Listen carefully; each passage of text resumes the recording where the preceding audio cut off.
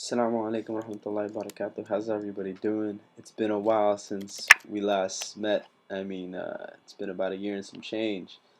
A lot has happened, a lot has changed, but I'm still the same old me. I took a little bit of a sabbatical. I apologize for those that really wanted to hear me, but I felt like it was needed to take a little step back before I continued to making videos. I really needed to understand what it is that I was saying fully and how much it could affect those around me, right? Not that I was saying anything controversial or the likes, but just to have a good roots in where I was coming from. Alhamdulillah. It's a pleasure once again. It's me, the Mexican Muslim from Brooklyn, New York, still in Brooklyn, New York. Still living life, still loving it. I'm still really blessed. I can't complain about much, to tell you the absolute truth. I'm still doing my work in the community, alhamdulillah. I'm still on my search for myself and for my Lord, and continuing. I'm still growing as a man, as an individual, as just a slave of Allah subhanahu wa ta'ala. I'm continuing that growth. And my my my experiences in this Muslim community has been beautiful for the most part. Here and there, not so much, but everybody goes through their trials and tribulations, and happy to be back in a more consistent time frame, inshallah. Today is Martin Luther King Day, and what better day to talk about what's going on in the world as far as justice is concerned, and injustice, and our Muslim take on justice, and how we should be going about, and just some observations I've made in the last couple of weeks, internationally, locally, just a bunch of different takes. And to start with a Martin Luther King quote, "Injustice anywhere is a threat to justice everywhere." And it just signifies exactly what most of us should be standing for, which is justice every day. Importance of walking justice, not necessarily just choosing and picking and choosing justice. I feel like us as Muslims, we choose what areas to really support as far as justice is concerned. Like, how is it possible that we get thousands and thousands and thousands of people for Palestinian protests, but we can't even have a couple hundred Muslim brothers and sisters at a Ferguson protest, or at a Eric Garner protest, or Black Lives Matter protest? We go hand in hand with them. Their injustices are our injustices. Like, they're constantly, the African American community has been just destroyed since they've been here. They were brought over as slaves, and then mentally continued to be psychologically destroyed and attacked. And that's what's going on now with the Muslims. They're trying to attack us psychologically, and shooting, trying to get at us constantly. And I really feel like if we don't work hand in hand with the African American community, with the Latino community, then like, what exactly is it that we're doing? How exactly are we supposed to get some kind of change? How exactly are we supposed to help other people? We came as, we got to be at the forefront. We got to be at the leaders. We got to be part of the coalitions nationally. Wherever it is. And I was really, really happy over the summer to see so many people stand up for Palestine. Thousands and thousands went to Washington D.C., and thousands were protesting in L.A. and New York, and it was beautiful to see, man. Because we're coming. The youth of America has stood up. We're educated. We're upset. We're just fed up, man. Many of us are just like, what, enough is enough. And the beauty of it is that we don't care anymore. Nobody gives a damn anymore. It's over. That, but we just can't work together. And I feel like as Muslims, we're behind the eight ball when it comes to cooperating with other communities. Right now we're still bickering and beefing within our own community about where to hold the protest, who to protest for, who not to protest for. And it's just like this bickering and beefing that has no place when it comes to justice. Like, it just baffles me. It just completely baffles me. Like, we want justice for us, but when it's time to stand up for justice for others, we're not there. Like, going to different protests, and I'm just like, man, how is it possible that you can be so selective with your justice? Justice isn't selective. Justice is everywhere, and it's so constant. And if you don't stand up for somebody else, how do you expect anybody to stand up for you?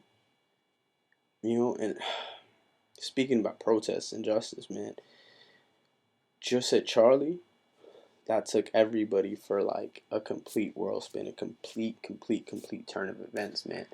Let me be clear, I do not condemn the acts of terrorists. Violent actions killing innocent individuals. No, no. Don't think I'm apologizing because this is where I'm going. I'm not finna apologize for them because I have nothing to do with them. And on my Twitter feed and a couple of other social media feeds, I see Muslims apologize. Like, what are you apologizing for? What are you apologizing for? Can someone explain what you're apologizing for? Do you support them? No. Simple as I think then don't apologize. I see people saying, I'm sorry that this is not Islam. Duh. Duh. And I myself have to check myself, but still, don't apologize. Don't apologize. That has nothing to do with like who we are. You know what I'm saying? Like if you catch yourself apologizing, you gotta check yourself. You gotta check yourself. Don't go apologizing for nothing. That's not what we stand for. Don't you ain't gotta apologize for it. Just it. And I was really, really sick that I see Muslims at that Joseph Charlie protest, man. Now listen, I'm not contradicting nothing. People probably gonna go, well, that's contradictory. You're telling people stuff here, stuff up there, and the Joseph Charlie. The Joseph Charlie's a completely different situation because, man, freedom of speech, yeah, fine. Freedom of speech is fine, but don't go to a protest that supports the belittling of your Prophet Muhammad Sallallahu Alaihi Wasallam. Don't go to a protest that belittles who he is as a person, as a messenger, as like you're saying it's okay to attack him. You're saying it's okay to defame him, stuff for the law. Like how are you gonna that's the most contradicting thing I've seen. Like, are you kidding me? You know, like, are you kidding me? And to the Paris organizers, like, you guys want to talk about, oh, journalists got killed and people were freedom of speech was destroyed and it was a terrorist act and terrorist attack. And then you guys invite Benjamin Netanyahu, who killed more journalists over the summer than. Are you kidding me? How does that even work? You know, Benjamin Netanyahu destroyed thousands of people just in one summer. You know, attacking people during their holy month of Ramadan. Like, how does that even? He's at the front of a protest. By the way, he wasn't at the front of a protest. They all took a photo option. They all took a picture. You know, you guys search online for the picture of Joseph Charlie political figures. You'll see that they took a picture in a closed block, and they didn't walk. They weren't with the people. Don't sit there and think they were with the people leading a protest. Come on, these are politicians. Think they stand for very much these days? No, they're there for the photo ops. You can't fool people. Like, they just got exposed how stupid they are. Like, are you kidding me? Like, what kind of like smoke and mirrors do you think you can pull these days? Like, and we gotta apply pressure on these people, you know, politically. And we gotta apply pressure, you know, with the masses getting out and disrupting, you know, and we have to constantly do it. And don't be misled by the media, man. Like, let's just be smarter than that, you know. And let's get up on our Twitter stuff, man. Let's get up. Let's just send out more information, more people, more everything, man. I'm really happy to see all the young people on my Twitter, on my Muslim Twitter feed, on my social activist Twitter feed. Like, I'm really happy to see a lot of these young people out in the forefront. A lot of these young people are out and about. College students, people right out of college, people, you know, their mid 30s, right before they hit 30, you know, like, everybody's coming together, and I'm really, really happy to see it. I'm really happy to be a part of it. I see a lot of people really, really standing up for justice internationally, you know, like, for the first time ever. We're a collective unit. Like, internationally, we're a collective unit. Hashtagging, taking pictures, spreading information, you know what I'm saying? Like, because the media, the mainstream media, you know, Fox 5, ABC, you know, CNN, or whatever it may be, wherever you're from, they're out there spreading their agenda. We gotta be there to check them. We gotta be there to be like, yo, it's not gonna happen. You know? Now, how contradicting is the mainstream media? You know, when Joseph Charlie happened, like a week before that, no, a couple of days before that, in Nigeria, Boko Haram killed 2,000 people. And if it wasn't for people in social media, nobody would have knew. You know, people on social media were constantly putting up, what about Boko Haram? What about them killing 2,000 people? You know, how come Boko Haram? Nobody says anything about 2,000 Nigerians because they were in Nigeria. You know, and the world goes crazy over 12 people in Paris. The world is upside down over 12 people in Paris.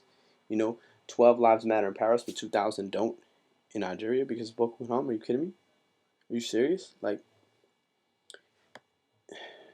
the NAACP was a bomb was thrown at it, but nobody said anything about that.